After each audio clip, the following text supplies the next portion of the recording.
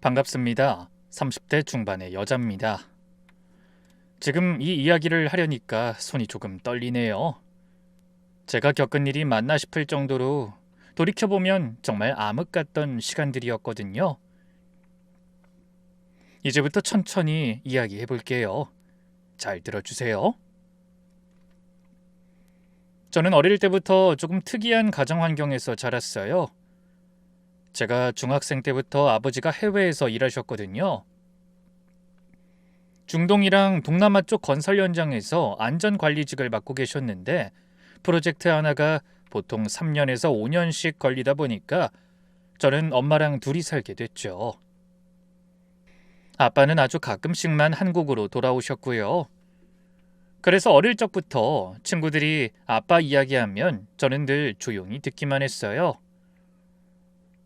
주말에 아빠랑 놀러 간다는 이야기, 아빠가 용돈 줬다는 이야기, 아빠랑 야구 보러 갔다는 이야기, 그런 거예요. 부럽지 않은 척했지만 솔직히 많이 부러웠어요. 저도 아빠랑 손잡고 놀이공원 가고 싶었고 차 타고 가족끼리 같이 드라이브 가고 싶었거든요. 하지만 아버지는 멀리 계시면서도 저희를 정말 사랑하셨어요. 시차가 있어도 매일 아침 시간에 맞춰 영상통화를 하셨고 엄마 생신이나 제 생일엔 어김없이 선물이 도착했답니다. 한 번은 제 생일날 아침에 현관문 앞에 커다란 박스가 놓여 있었어요. 열어보니까 제가 그때 엄청 갖고 싶어 했던 인형이랑 편지가 들어있었죠. 아버지가 그쪽 나라에서 국제 배송으로 보내신 거였어요. 편지에 이렇게 쓰여 있었어요. 우리 딸 생일 축하한다. 아빠가 직접 케이크 잘라주진 못해서 미안해. 대신 이 인형이 아빠 대신 널 안아줄 거야. 사랑해. 그 편지 읽으면서 엄마랑 둘이 울었어요. 아버지가 직접 오시진 못해도 마음만은 항상 함께라는 게 느껴졌죠. 아버지가 예전에 보내주신 또 다른 편지 중에 아직도 기억나는 문장이 있어요. 아빠가 멀리 있어서 미안해. 그래도 우리 가족이 내겐 가장 큰 힘이야. 오늘도 엄마와 우리 딸 생각하면서 버티곤 해. 힘든 일이나 어려운 일 있으면 언제든 아빠가 달려갈게. 저는 그 편지를 아직도 책상 서랍에 넣어두고 있어요. 힘들 때마다 꺼내 읽었거든요. 글씨가 닳아서 흐릿해졌는데도 버리지 못하겠더라고요. 엄마는 혼자서 저를 키우시느라 정말 고생 많으셨어요. 아버지 없는 빈자리를 채우려고 엄마 역할, 아빠 역할을 직접 다 하셨죠. 학교 상담도 혼자 오시고 학교가 끝나면 직접 데리러 오셨죠. 졸업식 날에도 다른 집은 아빠, 엄마 다 오는데 저희는 둘이 찍었고요. 그래도 저는 괜히 엄마를 속상하게 하고 싶지 않아서 괜찮은 척 했어요. 우리 가족은 잠시 흩어져 있지만 아예 이별한 게 아니라고 생각하면서요. 그런 엄마가 안쓰러워서 저도 일찍 철이 들었던 것 같아요. 집안일도 도우려고 했고 공부도 열심히 해서 걱정 안 끼치려고 노력했죠. 그렇게 시간이 흘러 대학을 졸업하고 저는 웨딩홀에서 웨딩 플래너로 일하기 시작했어요. 처음엔 그냥 취업이 급해서 지원한 거였는데 막상 해보니까 저한테 정말 잘 맞더라고요. 누군가의 가장 행복한 날을 옆에서 함께 만들어가는 일이잖아요. 게다가 예비 신부가 드레스 입고 거울 보면서 행복해하는 얼굴, 신랑이 신부 처음 보고 눈물 글썽이는 모습, 부모님이 딸 손잡고 버진로드 걸을 때 목이 메어 말을 못하시는 장면 등 그런 모습을 볼 때마다 저도 덩달아 가슴이 뭉클했어요. 예식 시즌에는 하루에 예식 두세 개를 담당하면서 정신없이 바빴지만 참 뿌듯한 일이었어요. 그렇게 열심히 일해서 선배들한테 인정도 받고 그만큼의 경제적인 여유도 생겼거든요.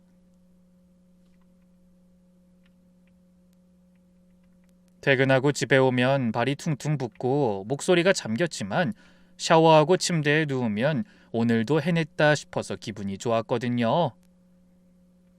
제 인생에서 일은 정말 큰 의미였어요. 그렇게 평화로울 것만 같았던 제 인생이 완전히 바뀌어버린 계기는 바로 결혼이었어요. 남편을 처음 본 건 제가 단골로 다니던 카페에서였습니다. 회사 근처에 작은 카페 하나가 있었는데 개인이 운영하는 조용한 곳이었거든요. 저는 퇴근 후에 거기서 책을 읽거나 업무 정리를 하는 게 루틴이었어요. 조용해서 좋았고 사장님이 내려주시는 핸드드립 커피도 맛있었거든요. 그날도 평소처럼 아메리카노 한 잔 시켜놓고 창가 자리에 앉아서 다음 주 예식 일정 체크하고 있었어요. 그런데 맞은편 테이블에 앉아있던 남자가 갑자기 일어나서 제 쪽으로 걸어오더라고요. 뿔테 안경에 셔츠, 머리는 깔끔하게 정돈됐는데 뭐라 해야 할까? 그냥 딱 봐도 범생이 스타일이었죠. 그 남자는 제 테이블 앞에 서더니 약간 긴장한 표정으로 말했어요. 저기 이 카페 자주 오시죠? 종종 뵌 것 같은데 혹시 실례가 안 된다면 연락처 좀 여쭤봐도 될까요? 솔직히 번호를 주고 싶진 않았어요. 제 스타일이 아니었거든요. 너무 얌전해 보이고 뭔가 재미없어 보였어요. 전 그때 좀 활발하고 유머 있는 스타일을 좋아했거든요. 그래서 정중하게 거절했죠. 아, 죄송한데요. 저 원래 연락처 잘 안 드려서요. 감사합니다. 보통은 거기서 끝이잖아요. 아, 네, 죄송합니다. 하고 돌아가는 게 일반적인데 그 사람은 달랐어요. 그럼 이 카페에서 종종 뵈어요. 부담스럽지 않으시다면요. 그렇게 인사하고 돌아가긴 했는데 다음 날도 그 카페에 있더라고요. 제가 올 시간쯤 되면 먼저 와서 자리 잡고 앉아 있었어요. 인사만 살짝 하고 말 걸진 않았어요. 그냥 자기 책 보거나 노트북 하고 있었죠. 근데 제가 일어나서 나가려고 하면 눈이 마주쳤어요. 그때마다 살짝 미소 짓고 고개 숙여 인사하고요. 보통은 기분 나쁘거나 찜찜해서 피했을 것 같은데 그 사람만큼은 그냥 별 생각이 안 나더라고요. 그냥 기회를 만들고 싶구나 라는 마음 정도. 어느 날은 제 테이블에 쪽지가 놓여 있었어요. 제가 화장실 갔다 온 사이에 둔 것 같았는데 펼쳐보니 이렇게 쓰여 있었어요. 오늘도 수고 많으셨습니다. 날씨가 쌀쌀한데 감기 조심하세요. 좋은 저녁 되세요. 밑에 작게 이름이랑 연락처가 적혀 있었어요. 연락 안 주셔도 괜찮습니다. 그냥 응원의 마음으로요. 이렇게요. 솔직히 좀 웃겼어요. 뭔 응원의 마음. 근데 어떤 진심 같은 게 느껴지긴 했어요. 남편은 제게 그런 식으로 조금씩 다가왔어요. 언제는 제가 카페에서 나오길 기다리고 있던 날도 있었어요. 깜짝 놀랐죠? 혹시나 해서 말씀드리는데 저 스토커 아니에요. 불순한 의도도 아니고요. 그냥 한 번쯤 같이 밥 먹고 싶어서요. 부담되시면 바로 갈게요. 그래놓고 포장해온 디저트 선물을 주는데 참 정성이 대단하다 싶긴 했어요. 한편으로는 저에게 이렇게까지 진심으로 다가오는 사람이 있나 싶었기도 하고요. 결국 그렇게 연락처를 줬고 연애를 시작하게 됐죠. 만나서 알고 보니 그 사람은 구청 소속 공무원이었어요. 주민센터에서 민원 업무를 보는 사람이었죠. 성실하고 바른 생활 사나이 같은 이미지였어요. 주변에서도 공무원이면 안정적이잖아. 요즘 세상에 그게 어디야. 나쁘지 않네라고 했고요. 엄마도 공무원이라니까 좋아하셨죠. 연애하면서 좋은 점이 참 많았어요. 남편은 약속 시간에 늦는 법이 없었고 데이트 코스도 항상 미리 짜왔고 기념일은 절대 안 잊어버렸죠. 어느 기념일엔 제가 좋아하는 식당 예약해놓고 장미꽃다발 들고 기다리고 있었어요. 당신을 만나는 동안 행복하게 해줘서 고마워 라면서요. 솔직히 쑥스럽기도 했지만 그런 사소한 정성들이 쌓이니까 이 사람과 함께하는 미래까지 그리게 되더라고요. 만나면서 남편도 점점 결혼에 관해 이야기하기 시작했고요. 근데 그 사람과 결혼을 곧바로 결정하기엔 마음 한편에 걸리는 게 두 가지 정도 있었어요. 한 번은 저희 아버지 이야기가 나왔을 때였어요.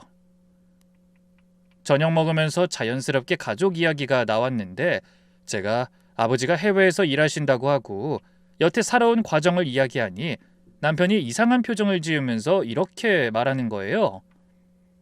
그랬구나. 그런데 가족이랑 떨어져 사는 게 말이 돼? 돈 벌려고 가족을 두고 간다고? 그런 사람을 가장이라고 할 수 있나? 저는 너무 어이가 없고 놀라워서 젓가락을 내려놨어요. 뭐라고? 아니, 정말 가족을 사랑하면 그럴 수 있어? 난 이해가 안 가서. 그 말이 너무 불쾌했어요. 우리 아버지가 얼마나 가족을 사랑하시는데 그걸 모르면서 함부로 판단하는 게 싫었죠. 화가 난 저는 목소리가 높아졌어요. 우리 아빠가 왜 멀리 가서 일하시는지 알아? 우리 가족을 위해서야. 내가 대학 학비 걱정 안 하고 다닌 게, 엄마가 생활비 걱정 안 하고 산 게 다 아빠 덕분이야. 우리 아빠를 가장이라고 할 수 있냐느니 그딴 식으로 함부로 말하지 마. 제가 화를 내자 남편이 당황한 표정을 지었어요. 미안해. 내가 잘 몰랐어. 기분 나쁘게 하려던 건 아니었어. 화풀어. 사과하긴 했지만 그 말은 계속 마음에 남았어요. 아버지가 모독당한 기분이었거든요. 그게 두고두고 마음속에 담아두게 되더라고요. 그리고 또 하나는 남편의 성격 문제였어요. 남편은 평소에 정말 다정했어요.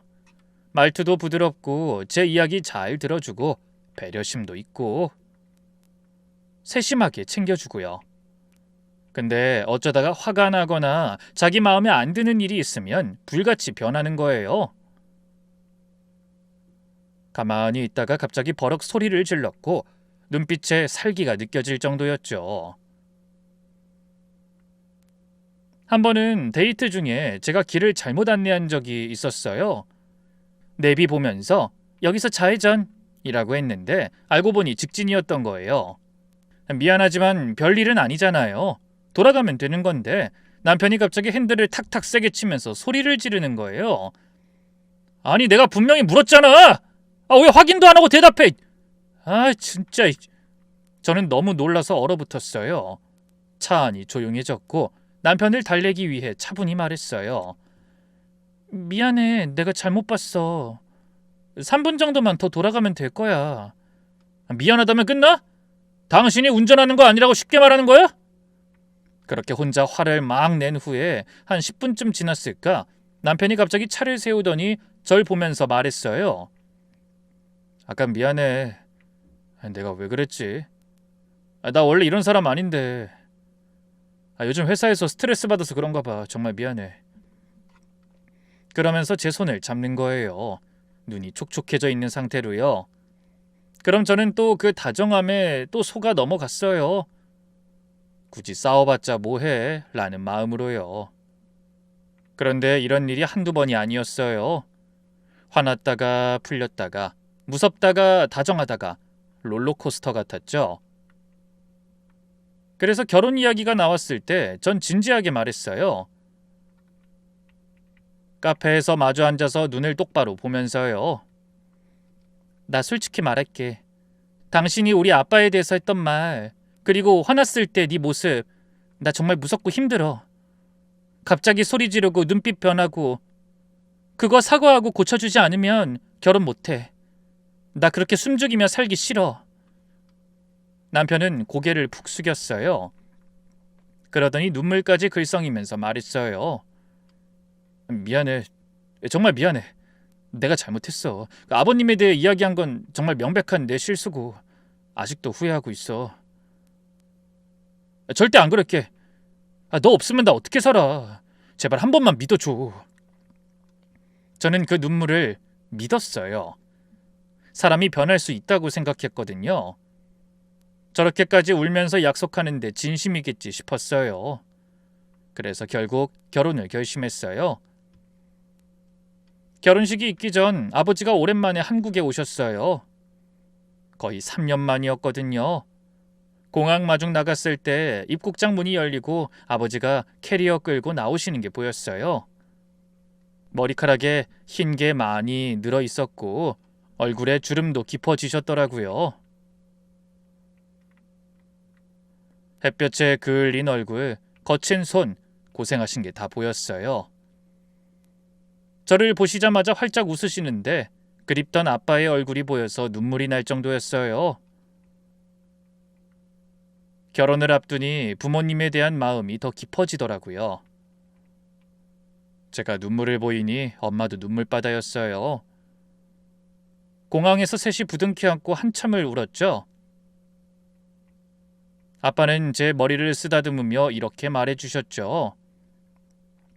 우리 딸 얼마만이야? 아이고 예뻐라. 언제 이렇게 커서 결혼을 다 하는 거야 글쎄.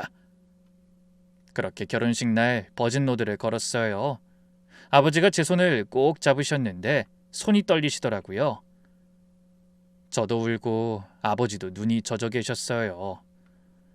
엄마도 혼주석에서 손수건으로 눈물을 연신 닦고 계셨어요. 그런데 사실 남편이 아버지를 무서워했거든요. 아버지가 말 한마디 거실 때마다 움츠러들더라고요. 인사할 때도 눈을 제대로 못 마주쳤고 대답도 우물우물했어요. 아버지가 자네 우리 딸 잘 부탁하네 라고 하셨을 때 네, 잘하겠습니다 하면서 허리를 90도로 숙였는데 너무 굽실거려서 오히려 어색했어요. 이유는 모르겠어요. 저희 아버지가 기도 세 보이고 몸도 엄청 다부지셔서 그런 걸 수도 있고요. 자신이 말실수했던 기억 때문에 그런 걸 수도 있고요. 한편으론 아버지도 남편을 미덥지 않게 보셨어요. 직접 말씀은 안 하셨지만 느낌이 왔거든요. 피로연 끝나고 가족들끼리 뒷정리할 때 아버지가 살짝 저한테 물으셨어요. 그래, 그 한서방 괜찮은 사람이긴 한 거지? 아빠 보기엔 좀 찜찜한데. 찜찜하긴 뭐가 찜찜해. 괜찮아, 나한테 잘해. 걱정 마요, 아빠. 별 대수롭지 않게 대답했어요. 그때는 정말 그렇게 믿었으니까요. 결혼 초반에는 정말 좋았습니다. 둘이서 신혼집 꾸미는 것부터 정말 재밌었어요. 같이 가구 고르고 커튼 달고 조립가구 사다가 밤새 끙끙대면서 만들고 남편이 설명서 잘못 봐서 서랍장을 2번이나 뜯어서 다시 조립했던 것도 다 추억이었죠. 남편은 결혼 후에도 여전히 다정했어요. 퇴근하면 집안일도 같이 했고 설거지는 자기가 한다고 팔 걷어붙이고 나섰죠. 주말에는 같이 장 보러 가서 일주일치 먹거리 사고 저녁에는 손잡고 동네 산책도 했어요. 아파트 단지 돌면서 이런저런 이야기 나누다가 편의점에서 아이스크림 하나 사서 나눠 먹고 밤에 소파에 나란히 앉아서 TV 보다가 스르르 잠드는 그런 소소한 일상이 행복했어요. 이게 결혼이구나. 이게 행복인가 봐. 정말 그렇게 생각했어요.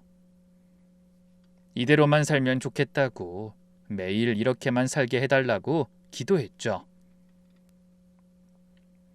그렇게 결혼한 지 8개월쯤 됐을 때였어요. 사건은 아주 평범한 밤에 벌어졌습니다. 늦은 새벽이었는데 갑자기 전화가 왔어요. 화면을 보니까 대학 동기 남자의 이름이 떠 있었어요. 민수라는 애였는데 대학 때 같은 과였고 그냥 평범한 동기였어요. 연락하는 사이가 아니라서 이상하다. 이 시간에 왜 전화를 하지 하면서 받았죠. 여보세요? 미안, 나 잘못 걸었다.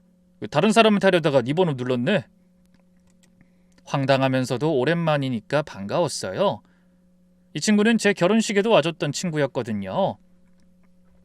제가 결혼한 이후 친구도 바로 결혼식을 올렸고요. 그래서 그냥 별 생각 없이 자연스럽게 안부를 물었어요. 야, 근데 오랜만이다. 잘 지내? 요즘 뭐해? 나 잘 지내. 너는? 결혼 생활 어때? 좋지. 잘 살고 있어. 다행이다. 그 결혼식 때 봤는데 신랑 자상해 보이던데? 잘해줘. 너도 와이프한테 잘하고 있지? 오랜만에 듣는 목소리라 반갑기도 하고 어색하기도 해서 일부러 더 웃으면서 이야기했어요. 한 2, 3분쯤 됐을까? 이런저런 이야기하며 대충 안부 묻고 그래 잘 지내 다음에 또 연락해 하고 끊었죠. 그런데 전화 끊고 뒤돌아보니까 남편이 방문 앞에 서 있었어요. 팔짱을 끼고 절 쳐다보고 있었어요. 표정이 이상했어요. 웃지도 않고 그냥 굳어 있었죠. 누구야? 응? 아, 대학 동기. 전화 잘못 걸었댔는데 오랜만이라 그냥 안부 물은 거야. 솔직하게 말했어요. 뭐 숨길 게 없었으니까요. 근데 남편 표정이 점점 굳어지더니 이렇게 말하는 겁니다. 이 밤중에 남자랑 통화하면서 그렇게 웃어? 뭐가 그렇게 좋았길래? 뭐? 아니 그냥 오랜만이라서 반가워서 그런 거지. 뭘 그렇게까지 생각해. 그냥 동기라니까. 당신 표정이 계속 웃고 있던데 한두 번 통화한 것 같지가 않아. 그리고 그 동기 결혼식 때 왔던 놈이지? 그때도 너 보는 눈이 이상하더라. 무슨 소리 하는 거야. 그냥 친구라니까. 전화 잘못 온 거고 대학 때도 아무 사이 아니었어. 아무리 설명해도 남편은 믿지 않았어요. 그날 밤 거의 새벽까지 추궁당했어요. 그래서 얼마나 자주 연락해? 나 몰래 만난 적 있어? 솔직히 말해. 없다니까. 졸업하고 거의 연락 안 했어. 오늘 전화도 잘못 건 거라고 몇 번 말해. 잘못 걸었는데 왜 그렇게 오래 통화해? 말이 돼? 내가 통화 내용 못 들었다고 속일 생각하지 마. 미칠 것 같았어요. 없는 죄를 추궁당하는 기분이었죠. 그날 이후로 남편이 달라졌어요. 처음에는 사소한 것들이었어요. 우선 점심시간마다 전화가 왔어요. 뭐해? 밥 먹었어? 누구랑 먹었어? 선배랑 먹었어. 남자 선배야, 여자 선배야? 여자 선배. 그냥 걱정이 많은 거라고 생각했어요. 저번 일도 있었고 뭐 신혼이니까 그럴 수 있다고요. 좀 지나면 괜찮아지겠지 싶었죠. 근데 점점 심해졌어요. 퇴근하면 그날 만난 사람 이름을 일일이 다 대라고 했어요.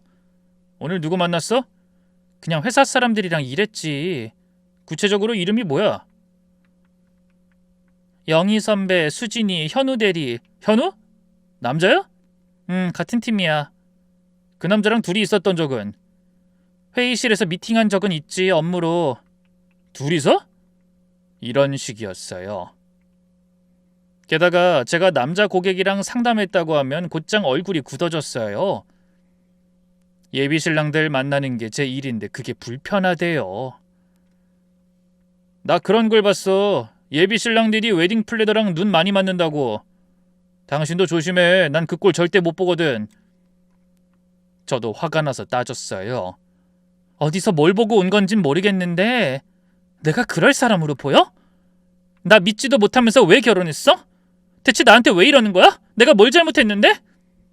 하루는 너무 열받아서 이렇게 미친 듯이 화를 냈더니 남편이 당황한 표정을 보이다 갑자기 눈물을 글썽이더라고요. 내가 왜 이러는지 알아? 널 잃을까봐 무서워서 그래. 나 당신 없으면 못 살아. 내 마음이 얼마나 힘든지 알아? 당신이 다른 남자한테 갈까봐, 아니 다른 남자들이 당신한테 다가갈까봐 무서워서 미칠 것 같아. 그 눈물에 무장해제가 됐어요.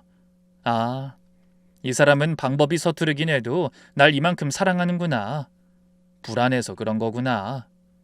내가 좀 더 안심시켜주면 나아지겠지. 그렇게 생각했어요. 결국 맞춰줬어요. 내가 좀 참으면 되니까. 그땐 그렇게 생각했어요. 그렇게 몇 달을 버텼어요. 근데 점점 숨이 막혀왔어요. 일하면서도 눈치 보이고 집에서도 눈치 보이고 친구들 연락도 제대로 못 받았어요. 남자인 친구한테서 단톡방 알림이라도 오면 남편이 물었거든요. 그 단톡방에 남자 몇 명이야? 한 번은 남편의 집착이 너무 힘들어져서 친정에 갔을 때 엄마한테 털어놨어요. 엄마, 나 사실 요즘 좀 힘들어. 왜? 무슨 일 있어? 말해봐. 저는 조심스럽게 털어놨어요. 남편이 집착이 심하다고, 매일 감시당하는 것 같다고, 숨이 막힌다고요. 전화를 하루에도 몇 번씩 해. 누구 만났냐, 뭐 했냐, 카톡도 확인하고. 나 좀 무서워, 엄마. 엄마 얼굴이 금방 창백해졌어요. 그렇게 된 지 얼마나 됐는데? 몇 달 됐어. 몇 달? 왜 이제야 말해? 그렇게 털어놓고 집으로 돌아갔는데 그날 밤 엄마는 잠을 못 주무셨대요. 다음 날 새벽같이 전화가 왔어요. 목이 완전히 쉬어있던 채로요. 지금 괜찮아? 이혼해야 하는 거 아니니? 그러지 말고 우선 그 집에서 당장 나와. 엄마가 데리러 갈게. 잠도 못 주무시고 심하게 걱정하더라고요. 그 모습에 오히려 죄송해졌어요. 엄마가 원래 잠을 잘 못 주무시는 편인데다가 건강도 안 좋으신 거 아는데 괜히 걱정 끼쳐드린 것 같아서요. 저 때문에 엄마가 밤새 우시는 모습 보니까 너무 미안하더라고요. 아니야, 괜찮아. 내가 좀 예민했나 봐. 원래 신혼에는 맞춰가는 과정이 필요하잖아. 걱정 마. 없던 일로 하자고 그냥 내가 예민했던 것 같다고 수습했어요. 그때부터 괜찮은 척하며 부모님에겐 말 안 하기로 했어요. 엄마가 제 걱정에 밤새 우시는 모습 다시는 보고 싶지 않았거든요. 딸이 잘못된 선택을 할까봐 노심초사하시는 그 표정이 너무 괴로웠어요. 아빠한테도 마찬가지였어요. 영상통화 오시면 일부러 밝게 웃었어요.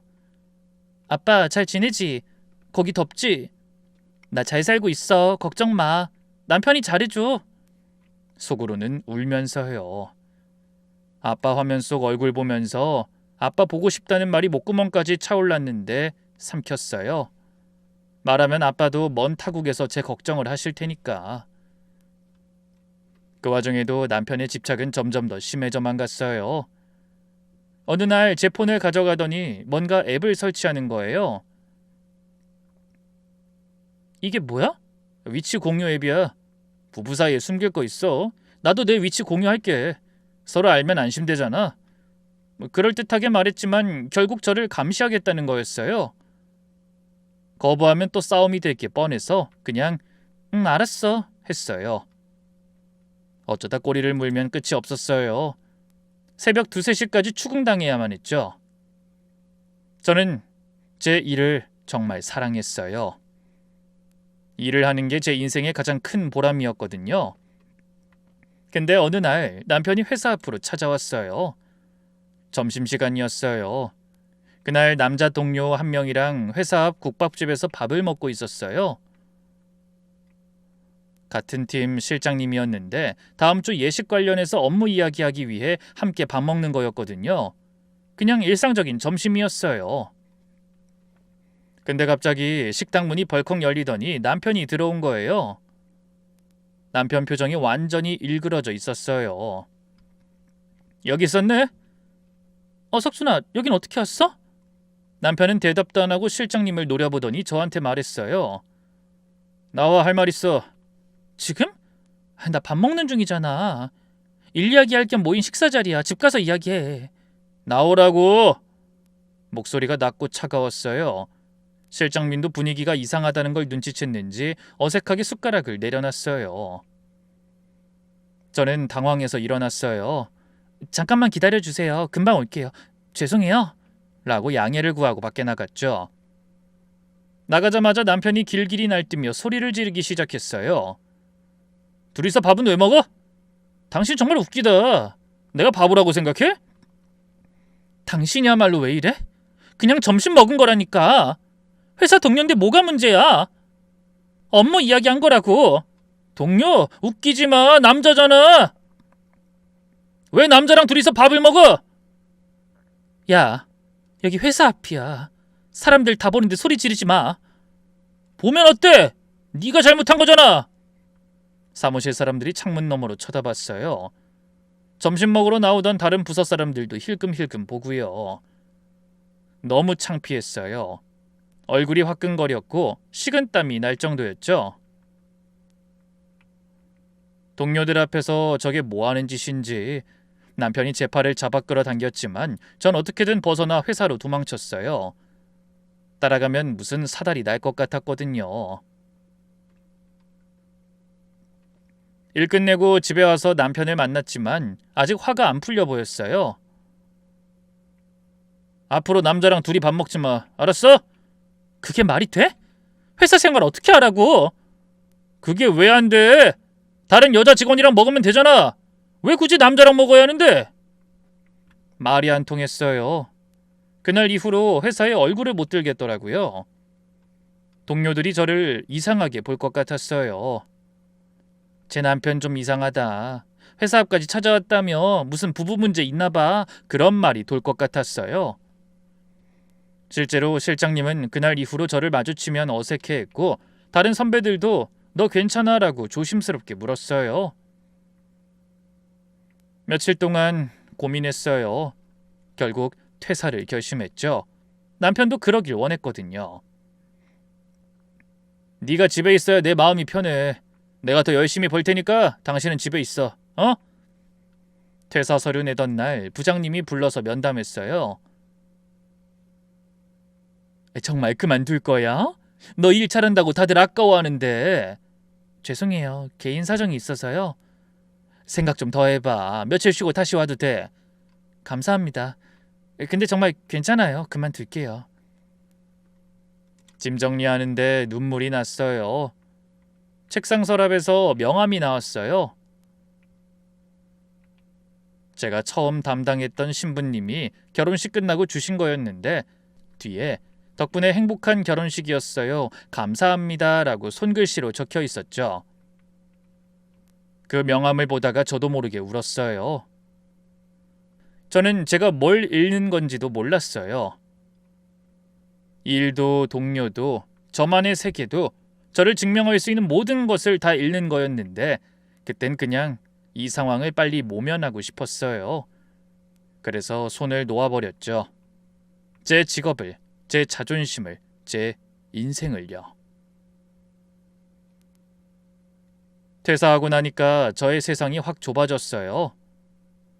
출근할 곳도 없고 만날 사람도 없고 아침에 눈 떠서 남편 출근시키고 나면 텅 빈 집에 혼자 남았죠. 처음엔 좀 쉬면서 지내자. 그동안 바빴으니까 재충전하자 싶었어요. 근데 남편은 제가 집에 있으니까 오히려 더 기고만장해지더라고요. 밖에서는 완벽한 사람이었어요. 구청 민원실에서 일하니까 동네 사람들이 남편을 종종 알아봤거든요. 마트에서 장 보다가 아줌마들이 인사하는 거예요. 아이고, 저번에 민원 처리 잘해주셔서 감사해요.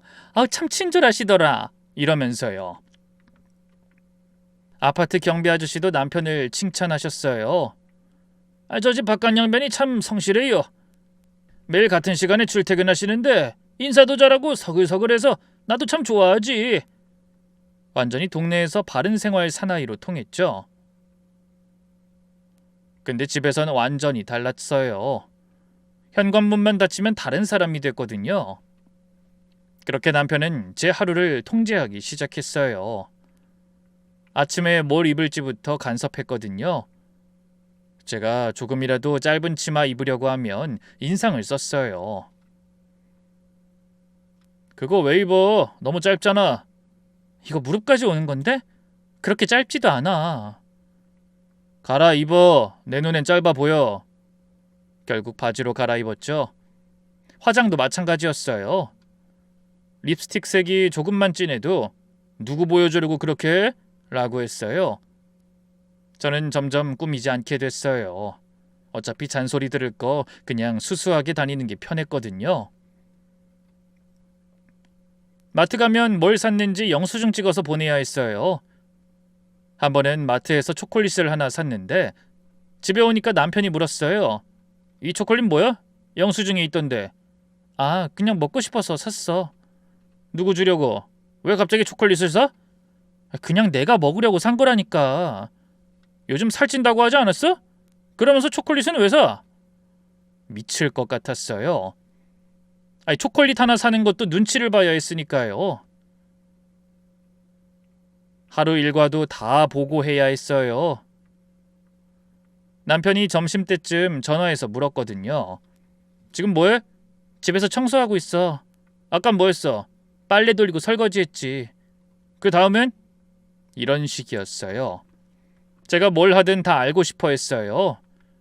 자기가 원하는 모습으로, 알고 있는 모습으로만 있길 바랬죠. 집에서 살림하고 밥 해놓고 자기 기다리는 아내. 그 틀에서 조금이라도 벗어나면 불안해했어요. 넌 왜 내 말을 안 들어? 다 당신을 위해서 그러는 거잖아. 내가 너를 얼마나 사랑하는데. 사랑이란 말이 점점 무서워졌어요. 그렇게 제 일상은 완전히 남편 중심이 됐어요. 아침에 일어나서 남편 출근시키고 집 청소하고 밥 준비하고 남편 퇴근하면 밥 차려주고 설거지하고 자고, 그게 전부였어요. 제 시간이라는 게 없었죠. 친구들 만나는 것도 전쟁이었어요. 고등학교 때 친한 친구가 있었는데 그 친구가 결혼한다고 청첩장을 보내왔어요.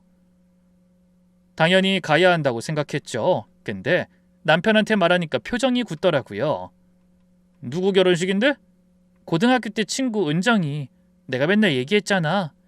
남자도 와? 뭐?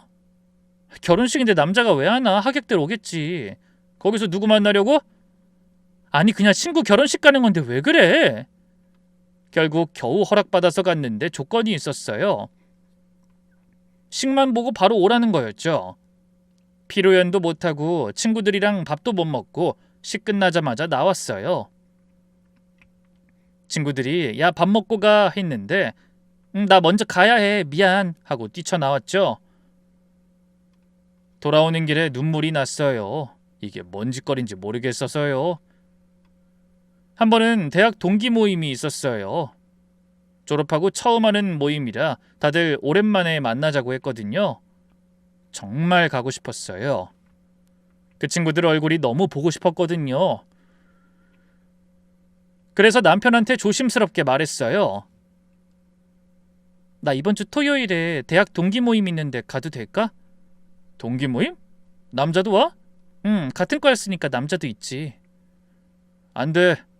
단칼에 거절당했어요. 왜?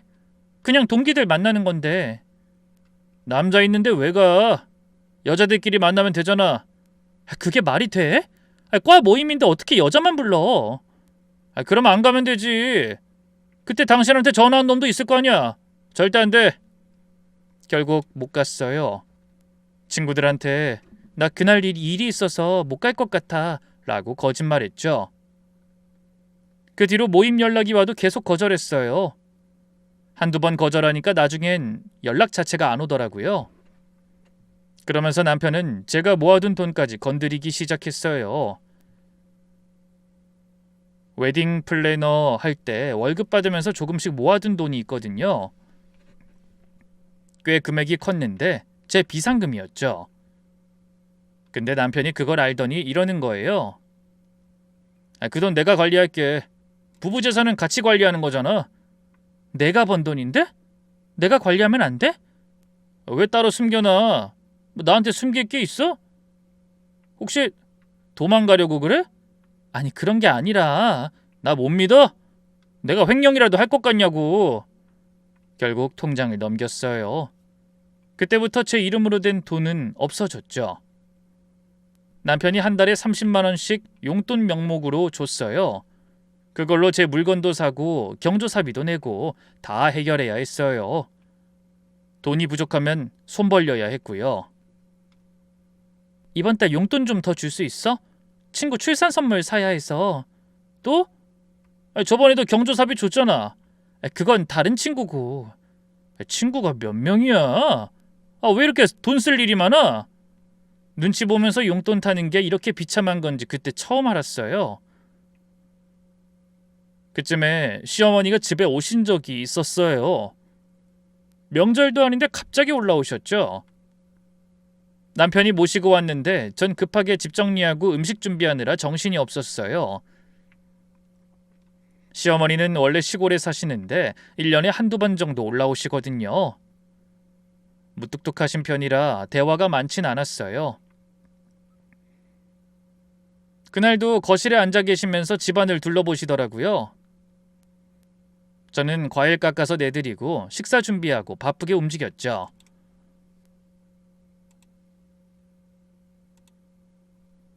저녁 먹고 나서 시어머니가 저를 부엌으로 부르셨어요. 설거지하고 있는데 뒤에서 말씀하시더라고요. 요즘 왜 그렇게 말랐어? 밥은 먹고 다니니? 아, 네, 잘 먹어요, 어머니. 얼굴도 일숙하고. 석준이가 속 썩이는 거 있어? 웃으면서 말씀하셨는데 저는 대답을 못했어요. 뭐라고 해야 할지 모르겠더라고요. 시어머니가 잠깐 절 보시더니 한숨을 쉬셨어요. 우리 아들이 좀 부족하지? 미안하다. 어릴 때부터 다 괜찮은데 딱 하나 문제가 집착이 심하단 거였어.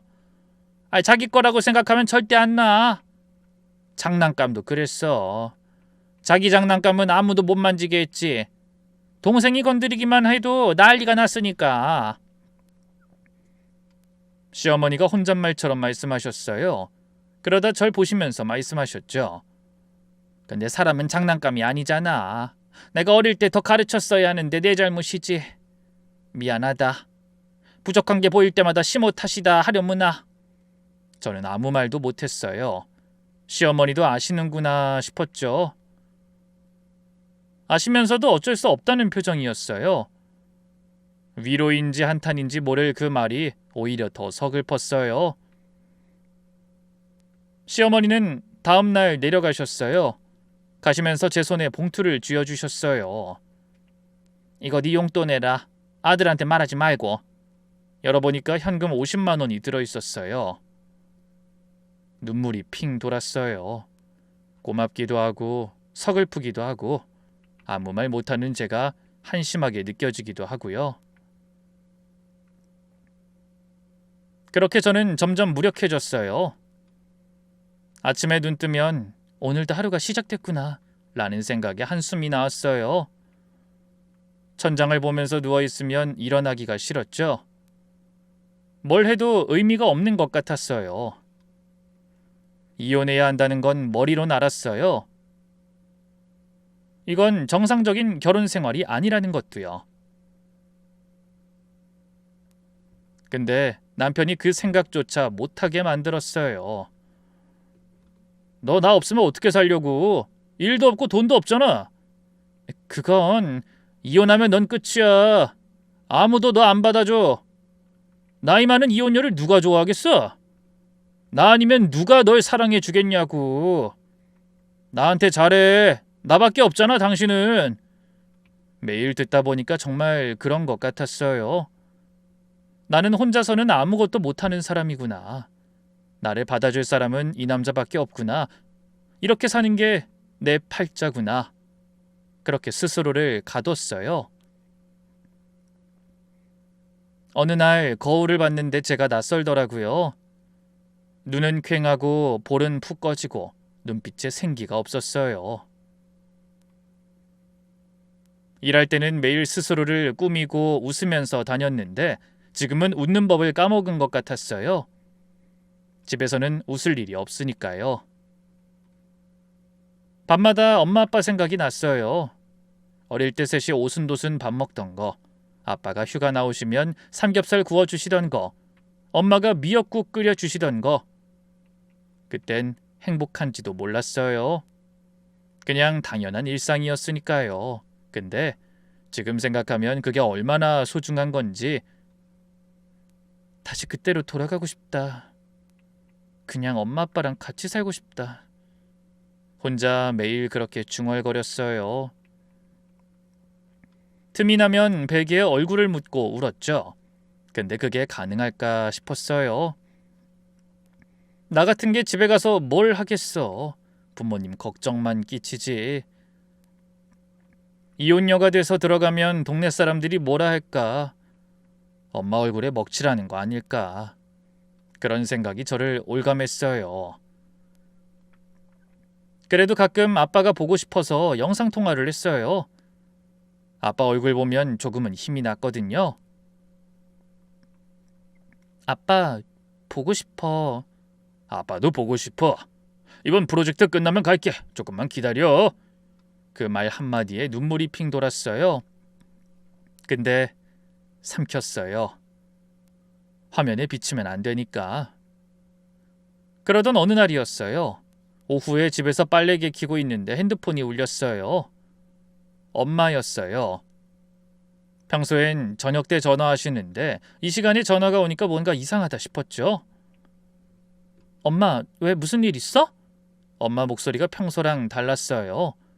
뭔가 떨리는 것 같기도 하고 억지로 담담한 척하는 것 같기도 하고. 엄마가 할 말이 있어. 잠깐 침묵이 흘렀어요. 그 침묵이 너무 길게 느껴졌죠. 엄마가 병원에서 검사 받았거든. 근데 위암이래. 심장이 철렁 내려앉았어요. 귀를 의심했죠. 뭐라고? 위암 3기래. 수술해야 한대. 머리가 하얘졌어요. 우리 엄마가 암이라고? 손에서 빨래가 떨어졌어요. 다리에 힘이 풀려서 그 자리에 주저앉았죠. 엄마, 그게 무슨 소리야? 언제부터 아팠어? 왜 나한테 말 안 했어? 요즘 속이 좀 안 좋아서 검사 받은 건데 그냥 소화불량인 줄 알았지. 엄마도 몰랐어. 엄마 목소린 담담했어요. 오히려 저를 안심시키려는 것 같았죠.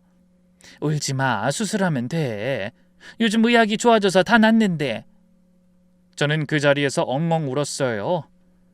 엄마가 전화기 너머로 울지 마. 엄마 괜찮아. 라고 하시는데 그 목소리가 더 슬프게 느껴졌어요. 전화 끊고 당장 친정으로 달려갔어요. 남편한테 연락도 안 하고 그냥 갔어요. 그럴 정신이 없더라고요. 친정에 도착하니까 엄마가 거실에 앉아 계셨어요. 평소보다 말라 보였어요. 언제부터 저렇게 마르셨지? 나는 왜 몰랐지? 저를 보시더니 엄마가 애써 웃으셨어요. 왜 이렇게 빨리 왔어? 아우, 또 울고 왔네. 엄마? 저는 엄마 품에서 어린애처럼 울었죠. 엄마는 제 등을 토닥이시면서 괜찮아, 괜찮아. 엄마 안 죽어. 라고 하셨어요. 그날 아빠한테도 연락을 했어요. 그때 아빠 목소리는 태어나서 처음 듣는 목소리였어요.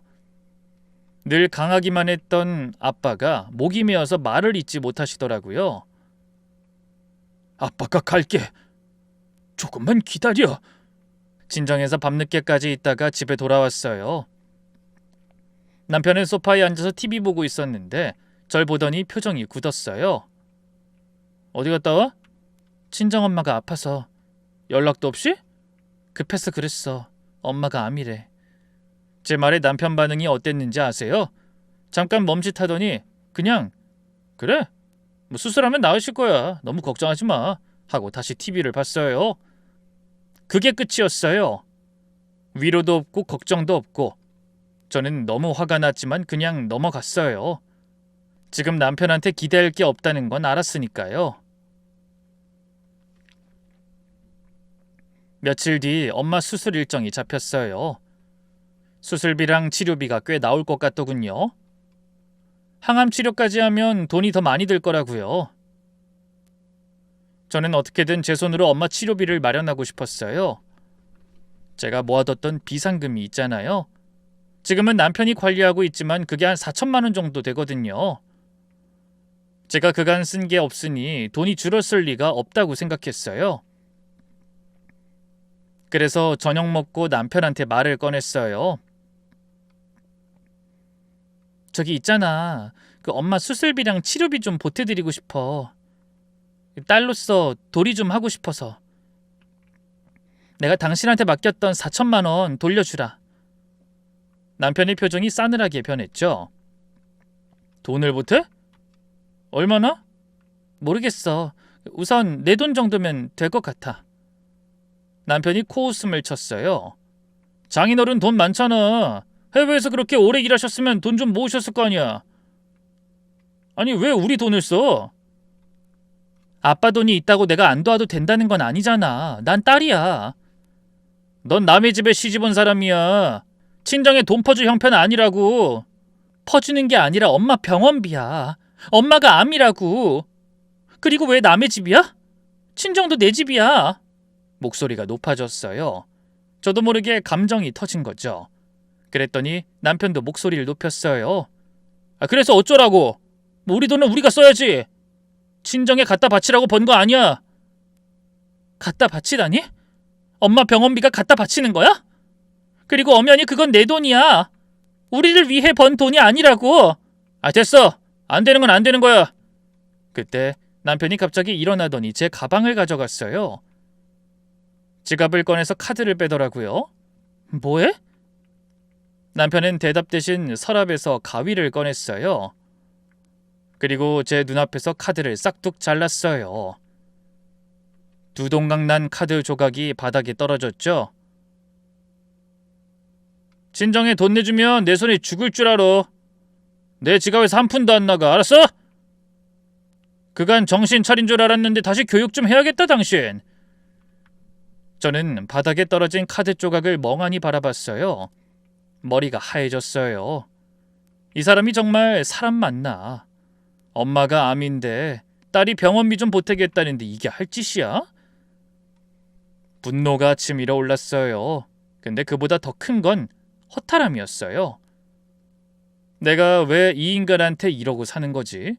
내가 뭘 잘못했길래? 그날 밤 저는 한숨도 못 잤어요. 다음날 아침 남편은 아무 일도 없었다는 듯이 출근 준비를 했어요. 현관문이 닫히는 소리를 들으면서 전 거실에 서 있었어요. 멍하니. 어젯밤 일이 계속 머릿속에서 맴돌았어요. 싹둑 잘린 카드, 싸늘한 눈빛, 내 손에 죽을 줄 알아? 라는 말. 내가 지금까지 뭘 하고 산 거지? 오후가 되니까 미칠 것 같았어요. 숨이 안 쉬어지는 느낌이었어요. 가슴이 답답하고 손이 떨리고 눈물이 계속 났어요. 벼랑 끝에 서 있는 기분이었어요. 한 발만 더 가면 무너질 것 같은. 저도 모르게 당장 아빠에게 전화를 했어요. 신호음이 가는데 심장이 터질 것 같았어요. 이윽고 아빠 목소리가 들렸어요. 근데 말이 안 나오고 그냥 울음만 터졌어요. 여보세요? 딸아, 왜 그래? 아빠? 그 한마디밖에 못했어요. 목이 메어서 소리가 안 나왔거든요. 엉엉 울기만 했어요. 왜 울어? 무슨 일이야? 말해봐! 저는 울면서 겨우겨우 말했어요. 그동안 있었던 일들, 남편의 집착, 감시, 통제하던 것, 퇴사하게 된 것, 돈을 뺏긴 것, 그리고 어젯밤 잘린 카드까지. 횡설수설했지만 다 쏟아냈어요. 몇 년 동안 혼자 삼켰던 것들을 전부 다요. 아빠는 한참 동안 아무 말씀도 안 하셨어요. 거기서 당장 나와. 엄마한테 가 있어. 짐 싸서 나와. 지금 당장. 아빠 오늘 출발한다. 전화를 끊고 전 정신없이 짐을 쌌어요. 옷 몇 벌, 세면도구, 지갑, 핸드폰, 그게 전부였어요. 현관문을 열고 나오는데 다리가 후들거렸어요. 친정에 도착하니까 엄마가 문을 열어주셨어요. 제 얼굴을 보시더니 말없이 안아주셨어요. 엄마 품에서 한참을 울었어요. 엄마도 아프신 몸인데 이런 딸 때문에 걱정하시게 해서 죄송했어요. 잘 나왔어. 잘했어. 그 말에 또 울었죠. 이후 아빠가 한국에 도착했어요. 공항에서 나오시는 아빠를 보는데 무서웠어요. 평소에 온화한 분이신데 그날은 눈빛이 달랐어요. 저를 보시더니 꽉 안아주셨죠. 고생했어. 이제 아빠가 왔으니까 걱정하지 마. 그날 밤 친정에서 아빠랑 오래 이야기를 나눴어요. 제가 겪은 일들을 처음부터 끝까지 다시 한번 말씀드렸어요. 내가 옆에 없어서 이렇게 됐구나. 아빠가 미안해. 아빠 잘못 아니야. 아빠 눈이 젖어 계셨어요. 저도 울었어요. 다음 날부터 아빠가 움직이셨어요. 무기력해서 뭘 해야 할지 모르는 저 대신 해결해 주시기로 했죠. 먼저 변호사를 선임하셨어요. 가정 전문 변호사인데 아빠 지인 소개로 만난 분이었어요. 변호사님이 제 이야기를 다 듣고는 고개를 끄덕이셨어요. 증거가 중요합니다. 그동안 받은 문자, 위치 추적 앱 기록 다 정리하세요. 저는 핸드폰을 뒤져서 증거를 모았어요. 남편이 보낸 집착 문자들. 지금 어디야? 왜 안 받아?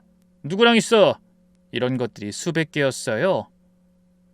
제가 돈을 송금 보낸 내역과 위치 추적 앱 기록도 캡처했고요. 아빠는 그걸 다 정리하셔서 구청에 민원을 넣으셨어요. 소속 공무원이 가정에서 배우자를 정서적으로 학대하고 경제적으로 착취했다는 내용이었죠. 공무원은 품위 유지 의무가 있어서 사생활에서 문제가 있으면 징계 대상이 될 수 있다고 하더라고요. 민원이 접수되고 감사가 들어갔어요. 조사 과정에서 남편이 근무 시간에 저한테 집착 문자를 수십 통씩 보낸 기록이 드러났어요. 위치 추적 앱으로 감시한 것도요. 더 결정적인 건 예전에 제 회사 앞에 찾아와서 행패 부린 일이 있었는데 그것도 문제가 됐어요. 그때 목격자가 있었거든요. 징계위원회에서 남편은 정직 3개월 처분을 받았어요. 근데 아빠는 거기서 안 멈추셨어요. 아예 남편을 사회에서 매장시킬 작정인 것 같았어요. 저는 한 번도 생각하지 못한 방법이었거든요. 아빠는 사람을 시켜서 그 지역 맘카페랑 공무원 커뮤니티에 글을 올리게 했어요. 모 구청 민원실 직원이 아내를 이렇게 학대했다는 내용이었죠. 실명은 안 밝혔지만 아는 사람들은 다 알게 된 것 같았어요. 그렇게 소문이 퍼지기 시작했어요. 동네에서 바른 생활 사나이로 통하던 남편의 이미지가 무너졌죠. 아파트 경비 아저씨도 마트에서 인사하던 아줌마들도 다 알게 됐어요. 그 집 남편이 아내한테 그랬대요. 어머 세상에, 겉으론 그렇게 착해 보였는데. 남편은 정직 끝나고 복직해도 그 구청에선 못 버틸 분위기가 됐어요. 사람들 시선이 따가우니까요. 결국 다른 지역으로 전출 신청을 냈다고 들었어요. 이후로는 이혼 서류가 준비됐어요. 변호사님이 다 정리해 주셨죠. 저는 그 서류를 들고 남편을 만나러 갔어요. 아빠가 같이 가시겠다고 했지만 전 혼자 가고 싶었어요. 마지막은 제 손으로 끝내고 싶었거든요. 카페에서 만났어요. 남편은 예전보다 많이 초췌해져 있었어요. 늘 깔끔하게 관리하던 얼굴이 푸석푸석해 보였고 수염도 지저분하게 나 있었죠. 그 와중에도 절 보더니 눈이 간절해졌어요. 여보, 다시 생각해 볼 수 없어? 내가 잘못했어. 진짜 반성하고 있어. 예전 같았으면 그 눈물에 흔들렸을 거예요. 그 간절한 눈빛에 또 속았을지도 몰라요. 근데 이젠 아니었어요. 아버지 덕분에 정신을 똑바로 차릴 수 있었거든요. 전 굳은 의지로 테이블 위에 서류를 내려놨어요. 도장 찍어. 여보 제발 한 번만 더 기회를 줘. 나 변할 수 있어 정말로. 정신 못 차렸어? 넌 안 변해. 결혼 전에도 그 말 했잖아. 고치겠다고. 안 그러겠다고. 근데 변했어? 더 심해졌지. 당신은 정신과를 찾아가는 게 우선이야. 그런데도 남편이 매달리기에 뺨을 때렸어요. 그간의 울분을 담아서요. 당신한테 몇 년 동안 갇혀 살았어. 숨도 제대로 못 쉬고 사람도 못 만나고 내 돈 하나 마음대로 못 쓰고. 그게 사랑이라고 생각해? 아니야. 그건 감옥이었어. 너는 날 사랑한 게 아니야. 네 불안함 때문에 날 가둬놓은 거지. 남편이 고개를 숙였어요. 어깨가 떨리더라고요. 울고 있는 것 같았어요. 예전 같았으면 마음이 약해졌을 거예요. 근데 지금은 달랐어요. 저는 서류를 앞으로 밀었어요. 남편은 한참을 가만히 있다가 결국 펜을 들었어요. 떨리는 손으로 도장을 찍었죠. 카페를 나오는데 다리가 후들거렸어요. 근데 이상하게 기분이 좋았어요. 가슴에 있던 돌덩이가 굴러떨어진 것 같았어요. 밖에 나오니까 아빠가 기다리고 계셨어요. 제가 혼자 가겠다고 했는데 몰래 따라오셨던 거죠? 절 보시더니 물으셨어요. 끝났어? 응, 끝났어. 아빠가 절 꼭 안아주셨어요. 그러면서 말씀하셨어요. 미안해. 아빠가 옆에 있었으면 이런 일 없었을 텐데. 멀리서 돈만 보내면 다인 줄 알았어. 네가 힘들어하는 걸 몰랐어. 전 아빠 품에서 한참을 울었어요. 아빠 잘못 아니라니까. 나도 말 안 했잖아. 걱정 끼치기 싫어서. 그래도 아빠가 눈치챘어야지. 미안해, 딸아. 그렇게 한참을 울었죠. 엄마 수술은 다행히 잘 끝났어요. 의사 선생님이 종양 제거 깨끗하게 됐다고 하셨죠. 항암 치료가 남아 있었지만 엄마는 긍정적으로 받아들이셨어요. 이것만 넘기면 된다 하시면서요. 아빠는 이번 일 이후로 은퇴를 앞당기셨어요. 원래는 1, 2년 더 하시려고 했는데 그냥 정리하고 나오셨죠. 이제 돈은 됐어. 가족 옆에 있어야지. 아빠가 그렇게 말씀하셨을 때 울컥했어요. 지금 아빠는 한국에 완전히 들어오셔서 엄마랑 같이 사세요. 친정 근처에 작은 아파트 얻어서 같이 지내시죠. 저도 친정 근처로 이사 왔어요. 걸어서 10분 거리예요. 매일 저녁에 친정에 가요. 엄마가 밥 차려주시면 셋이 둘러앉아서 먹어요. 아빠가 반찬 집어주시고 엄마가 국 떠주시고 밥 먹으면서 오늘 있었던 일 이야기하고 TV 보면서 웃고. 지금은 이 순간들이 얼마나 소중한지 알고 있어요. 저도 다시 일을 시작했어요. 예전 웨딩홀 선배가 연락 왔더라고요. 작은 웨딩 컨설팅 회사를 차렸는데 같이 일하지 않겠냐고요. 고민 없이 네라고 했죠. 그런데 사실 예전에는 남들 행복 챙겨주면서 정작 제 행복은 못 챙겼거든요. 지금은 저도 행복해요. 퇴근하고 집에 오면 제 공간이 있고 제 시간이 있고 자유가 있어요. 그게 얼마나 소중한 건지 잃어보고 나서야 알았어요. 지금 저는 행복해요. 정말로요. 지금까지 저의 이야기였습니다. 긴 글 읽어주셔서 감사해요.